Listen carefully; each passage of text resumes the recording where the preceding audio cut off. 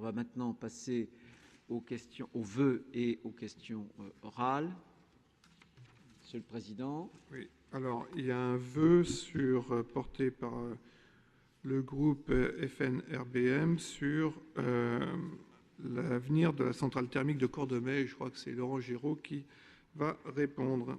Et ce vœu est porté par Aymeric Merlot. Oui, non, mais avant qu'il réponde, il faudrait l'avoir, voilà, il faudrait peut-être l'avoir entendu, il faut qu'il soit défendu. Voilà. Madame.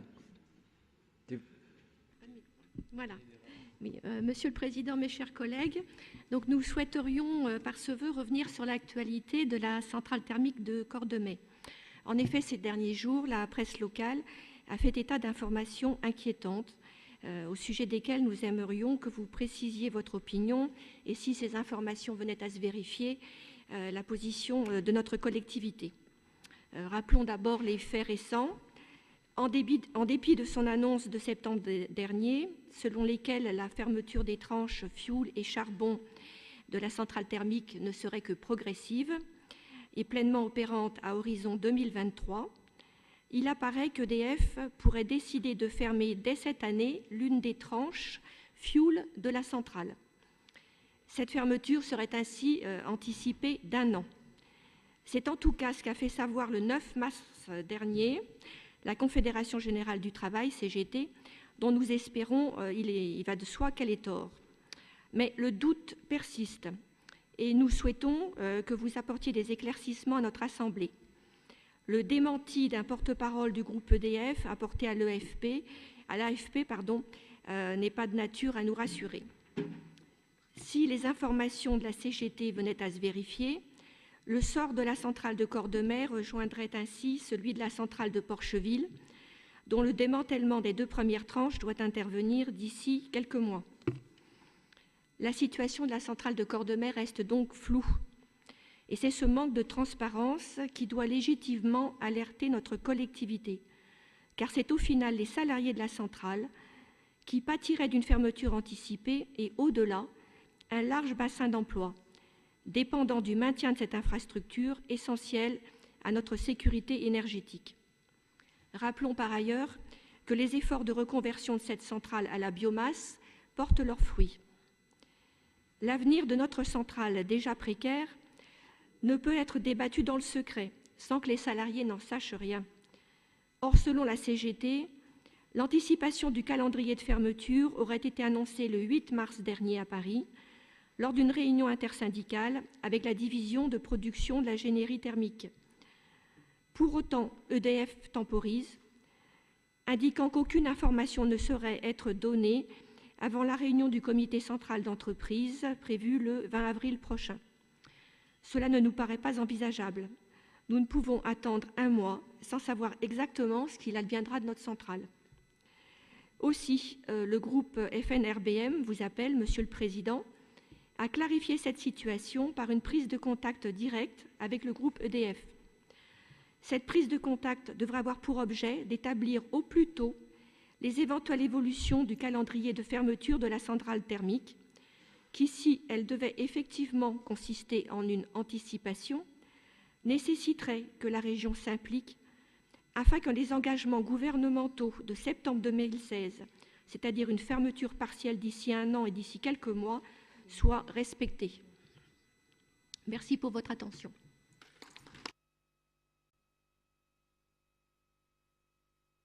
Attendez, Madame Valérie Lucas, vous êtes inscrite? D'accord, allez-y. Merci. Alors nous voterons contre ce vœu, étant donné que notre préoccupation est plus locale. Cependant, nous avions déposé 2 amendements à propos de la centrale de Cordemais, et vous nous aviez dit que vous aviez commencé à mener un travail avec la centrale, et nous sommes restés sans réponse depuis, et nous nous inquiétons et nous aimerions savoir où vous en êtes. Vous avez vu, je n'ai pas parlé de littérature. Ah bah, c'est dommage. Oui, alors attendez, Laurent Giraud. Merci, Monsieur le Président, chers collègues, Mesdames. Merci de cette intervention qui permet de vous apporter des éléments d'information. C'est évidemment un sujet de préoccupation pour la majorité et plus généralement pour l'ensemble de notre Assemblée. Dès notre arrivée en 2016, le président a rappelé l'importance de ce site industriel dans l'économie régionale, dans la production énergétique de l'Ouest, dans l'activité des ports et de manière générale pour l'emploi. Très vite, il a pris la tâche des responsables et s'est rendu sur site avec Maurice Perrion et moi-même afin de s'entretenir avec les équipes, la direction et des représentants du personnel. Nous avons reçu depuis à plusieurs reprises des délégations syndicales afin de recueillir leurs analyses et propositions. Face à ces enjeux, en septembre dernier, je participais aux côtés du président Retailleau à une réunion de travail avec Jean-Marc Lévy sur l'avenir du site. Pour 2 raisons majeures. Souvenez-vous, l'annonce de la fermeture des 2 tranches fuel, comme vous l'avez rappelé, mais surtout à l'époque du projet de taxe carbone à la française qui annonçait, si elle devait se faire, la fin définitive des 4 tranches de production d'énergie avec la fin du charbon. Il ne suffit donc pas de prendre contact. Je peux vous témoigner de l'engagement du président pour faire en sorte que cette taxe nationale ne voit pas le jour, ce qui aurait été un comble en l'occurrence, puisque je vous le rappelle, nous sommes le pays qui produit le moins de CO2 par kilowatt produit. Dans le contexte de réchauffement climatique, quand certains citent régulièrement l'Allemagne en référence, il est bon de le rappeler. En novembre dernier, nous rencontrions le directeur national de la production thermique d'EDF, Michel Tournier, afin de comprendre les raisons de l'annonce de la fermeture des 2 tranches fuel à Cordemais à l'horizon 2018, alors que RTE faisait part d'éventuelles difficultés à passer l'hiver à la suite des arrêts techniques de plusieurs centrales de production nucléaire et la remise en service provisoire de la centrale de Porcheville à l'hiver dernier. Par ailleurs, la PPE, Programmation pluriannuelle de l'énergie, établie par Madame Royal, ministre de l'Environnement, de l'Énergie et de la Mer, précise en page 18, je cite, qu'il est nécessaire de se préparer à un arrêt de la production d'électricité à partir de charbon à l'horizon 2023. Vous conviendrez que c'est une annonce très claire de l'arrêt du site de Cordemais. Nous devions donc nous préparer à cette éventualité. C'est pourquoi nous avons inscrit dans la feuille de route sur la transition énergétique, au passage que vous n'avez pas voté, les études de faisabilité et le soutien à la reconversion des tranches charbon en un mixte biomasse ou un autre carburant du type CSR. Les services de la région sont donc en relation étroite avec les équipes d'EDF pour suivre ce projet, pas plus tard que lundi dernier, par exemple. Des essais ont été effectués en 2015 à partir d'une petite quantité de suure transformée en pellet combustible.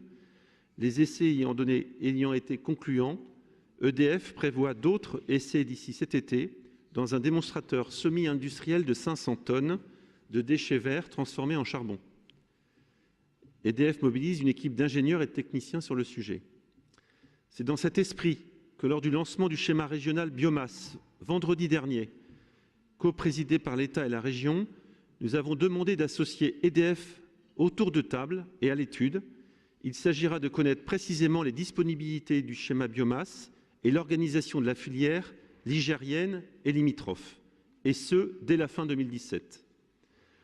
Le 18 avril prochain, nous avons organisé avec le président Perrion une réunion de travail avec le directeur du site et le directeur régional d'EDF, à laquelle nous avons associé pour la première fois, me semble-t-il, d'après les échanges que j'ai pu avoir avec lui, notre collègue en charge de l'énergie en région Bretagne, Dominique Ramard. Je vous rappelle combien, si la centrale de Cordemais est essentielle pour les Ligériens, elle l'est tout autant pour l'approvisionnement électrique de la Bretagne. Nous avons là aussi un intérêt commun à défendre. Vous comprendrez donc que dans ces conditions, ce vœu n'a plus lieu d'être au vu de notre mobilisation et des projets en cours. Je vous remercie.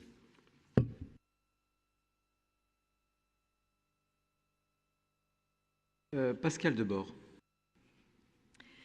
Oui, je souhaitais également, à l'instar de Violaine Lucas, avoir en effet quelques éléments que Laurent Giraud vient de nous confirmer.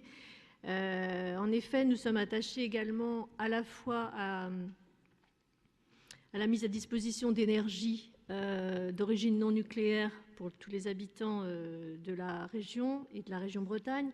Cependant, nous sommes évidemment attachés à l'augmentation du recours aux énergies renouvelables. Donc je souhaitais, surtout en réponse à ce vœu, émettre le fait qu'il aurait pu être pertinent de proposer aussi qu'en cas d'évolution vers une fermeture ou vers un amoindrissement des postes de salariés, que la région s'engage afin de permettre justement aux salariés éventuellement d'évoluer vers d'autres postes de travail, y compris via des formations de préférence longues, puisqu'elles offrent une meilleure technicité et souvent de plus larges perspectives d'emploi.